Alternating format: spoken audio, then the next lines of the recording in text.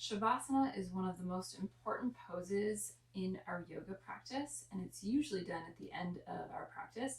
It can also be used as a standalone pose. So today I'm going to show you a few different variations of Shavasana that might work for you. So the first one I want to show you is one to help alleviate lower back pain. So for a lot of us in Shavasana, we lay on our back on the floor, which can be a bit straining for the lower back, especially as we age.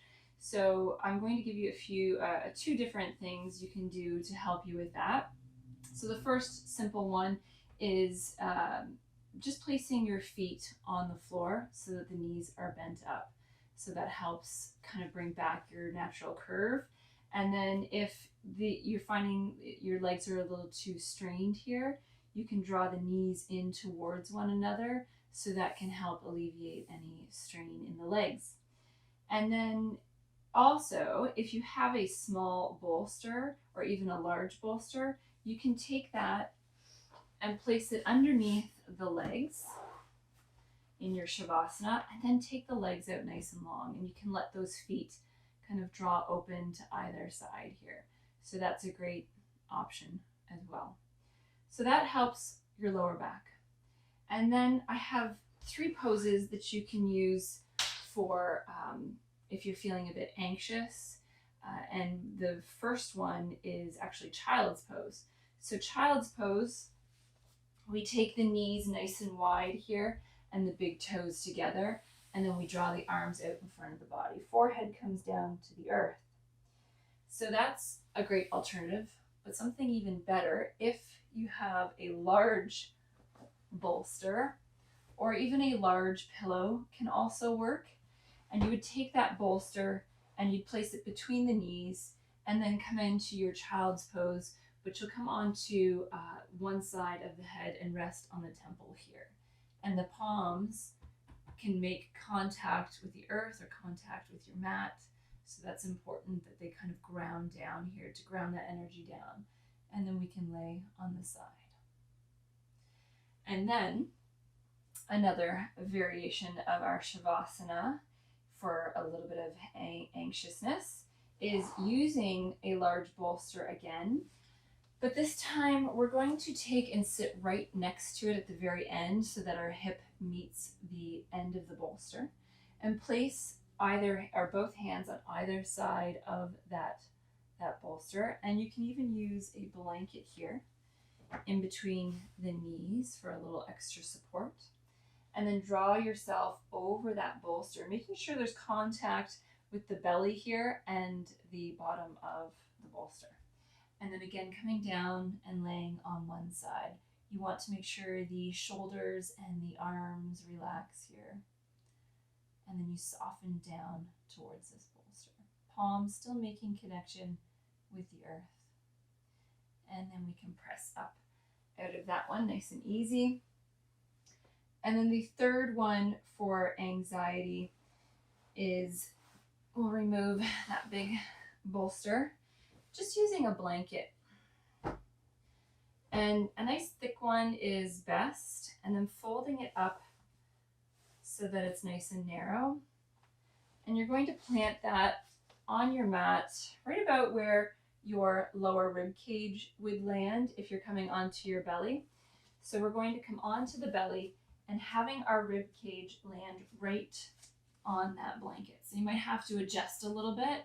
You can uncurl the toes here, and you can stack the hands and rest on the temple, letting the heels kind of open up to either side.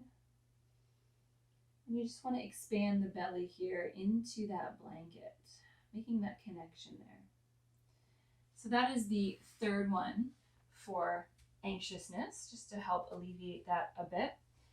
And then two other Shavasana variations just to kind of lift your mood. So if you're feeling a little bit depressed and you want to kind of help alleviate that and bring up your mood, we're going to still use the blanket again, but now I'm moving it up so that the top of the blanket is going to meet the top of my shoulders.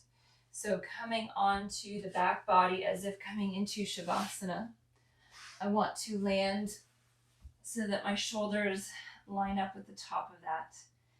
And then you can keep the legs nice and long here if you'd like in Shavasana, or bending up the legs. And then what you want to do here is let the palms face open to the ceiling. You can close the eyes like usual. And you just want this to kind of lift the heart a little bit. It's a very gentle heart opening exercise. And then the last pose for Shavasana is my favorite. So you will need a bolster for this one. And I recommend a blanket and a block. Block isn't necessary. So you want this block on the shortest side or medium. We don't want it on the tallest side because that's going to create instability in our block. So I'm going to put it on its shortest edge. And then you'll place your bolster maybe a third of the way down. And then you'll take a blanket. You don't need the blanket, but this is quite a large bolster. So it's a little bit too much for my lower back, for my height. If you're somebody that's taller, a large bolster will work just fine without the blanket. So I like that blanket right at the base.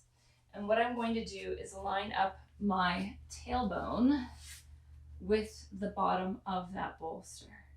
I'm going to use my hands to bring myself all the way down onto that bolster. And then if this is still too much for your lower back, you're going to come out of this, okay? And then we can keep the legs bent up. We can take the legs nice and long. We can take the legs into a butterfly pose. And if you have two other foam blocks, you can place those blocks underneath the knees. You can even use cork blocks, whatever blocks that you have to support the knees here. So we can always close the eyes, let the palms face open to the ceiling, and we just breathe in our supported Shavasana.